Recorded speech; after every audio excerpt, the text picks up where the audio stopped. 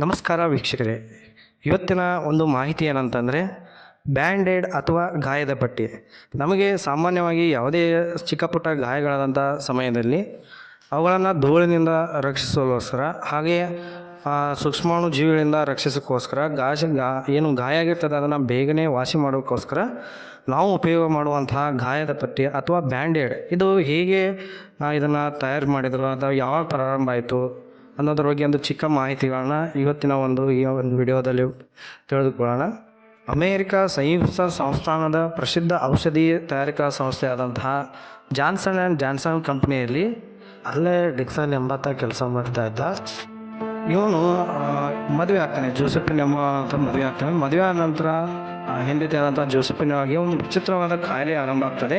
ಅದೇನೆಂದರೆ ಅವಾಗ ಎಲ್ಲ ಚಿಕ್ಕ ಪುಟ್ಟ ಗಾಯಗಳಾದರೂ ಸಹ ಅದು ಭಾಳಷ್ಟು ಗಾಯಗಳಾಗಿ ರಕ್ತ ಬರ್ತಾ ಇತ್ತು. ಈ ಒಂದು ಸಮಸ್ಯೆಯಿಂದಾಗಿ ಡಿಕ್ಸನ್ಗೆ ತನ್ನ ಎಲ್ಲ ಕೆಲಸ ಮುಗಿಸಿದ ನಂತರ ಹೆಂಡತಿಯನ್ನು ಆರೈಕೆ ಮಾಡಲಿಕ್ಕೆ ಬಹಳಷ್ಟು ಸಮಸ್ಯೆ ಆಗ್ತಾ ಬರ್ತಾಯಿತ್ತು. ಈ ಕಾರಣದಿಂದಾಗಿ ಒಂದು ದಿನ ಡಿಕ್ಸನ್ ಏನು ಮಾಡ್ತಾನೆ, 1920ರಲ್ಲಿ ಒಂದು ಅಂಟಿನ ಪಟ್ಟಿನ ತೊಗೊಂಡ್ಬಿಟ್ಟು ಆ ಅಂಟಿನ ಪಟ್ಟಿಯನ್ನು ಚೌಕಾಕಾರವಾಗಿ ಕಟ್ ಮಾಡಿ ಅದಕ್ಕೆ ಹತ್ತಿ ಮತ್ತು ಔಷಧವನ್ನು ಅಂಟಿಸಿ ಆ ಗಾಯಕ್ಕೆ ಅಂಟಿಸ್ತಾನೆ. ಇದು ಮಾಡೋದವನಿಗೆ ಸುಲಭ ಅನ್ನಿಸ್ತು ಮತ್ತು ಇದನ್ನು ಭಾಳಷ್ಟು ತಯಾರು ಮಾಡಿಬಿಟ್ಟು ತನ್ನ ಹೆಂಡತಿಯಾದಂಥ ಜೋಸೆಫಿನಿಗೆ ಇಂಥ ಸಮಸ್ಯೆಗಳಾದಂಥ ಸಮಯದಲ್ಲಿ ಆ ಒಂದು ಪಟ್ಟಿಗಳನ್ನು ಉಪಯೋಗ ಮಾಡ್ತಾ ಬರ್ತಾನೆ. ನಂತರ ಡಿಕ್ಸನ್ ಏನು ಮಾಡ್ತಾನೆ, ಈ ಒಂದು ವಿಷಯವನ್ನು ಜಾನ್ಸನ್ ಆ್ಯಂಡ್ ಜಾನ್ಸನ್ ಕಂಪನಿಗೆ ತಿಳಿಸ್ತಾನೆ.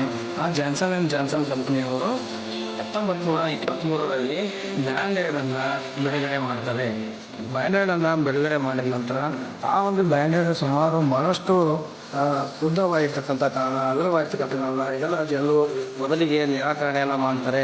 ಮತ್ತು ಜಾನ್ಸನ್ ಆ್ಯಂಡ್ ಜಾನ್ಸನ್ ಕಂಪ್ನಿಯವರು 1924ರಲ್ಲಿ ವಿಶೇಷವಾದಂಥ ಚಿಕ್ಕವಾದಂತಹ ನವೀನ ಮಾದರಿಯ ಒಂದು ಬ್ಯಾಂಡೇಡನ್ನು ಜಾನ್ಸನ್ ಆ್ಯಂಡ್ ಜಾನ್ಸನ್ ಕಂಪನಿಯವರು ಬಿಡುಗಡೆ ಮಾಡ್ತಾರೆ. ಈ ಒಂದು ಬ್ಯಾಂಡೇಡ್ ಭಾಳಷ್ಟು ಜನಪ್ರಿಯತೆಯನ್ನು ಗಳಿಸ್ತಾ ಬಂತು. ಈ ಒಂದು ಡಿಕ್ಸನ್ ಈ ಒಂದು ಐಡಿಯಾ ಕೊಟ್ಟಿರ್ತಾರೆ. ಈ ಡಿಕ್ಸನ್ ಅವರು ಅದೇ ಕಂಪನಿಯಲ್ಲಿ ಫಾರ್ಮಸಿಸ್ಟ್ ಆಗಿ ಕೆಲಸವನ್ನು ಮಾಡ್ತಿದ್ರು. ನಂತರ ಕೊನೆಯಲ್ಲಿ ಅವರು ನಿವೃತ್ತಿ ಹೊಂದುವಂಥ ಸಮಯದಲ್ಲಿ ಉಪಾಧ್ಯಕ್ಷ ಸ್ಥಾನವನ್ನು ಅಲಂಕರಿಸಿ ನಿವೃತ್ತಿಯನ್ನು ಹೊಂದ್ತಾರೆ. ಈಗ ನಾವೆಲ್ಲ ಮಾರ್ಕೆಟ್ನಲ್ಲಿ ನೋಡ್ತಿಕ್ಕಂಥ ಈ ಒಂದು ಬ್ಯಾಂಡೇಡು ಈ ರೀತಿಯ ಉಗಮ ಆಯಿತು ಅಂತ ಹೇಳ ಬಯಸ್ತೀವಿ. ಮತ್ತು ಇದೇ ಒಂದು ರೀತಿಯಾದಂಥ ಹೊಸದಾದಂಥ ಮಾಹಿತಿಯೊಂದಿಗೆ ತಮ್ಮೊಂದಿಗೆ ಭೇಟಿ ಆಗ್ತೀವಿ. ಅಲ್ಲಿಯವರೆಗೆ ಧನ್ಯವಾದಗಳು.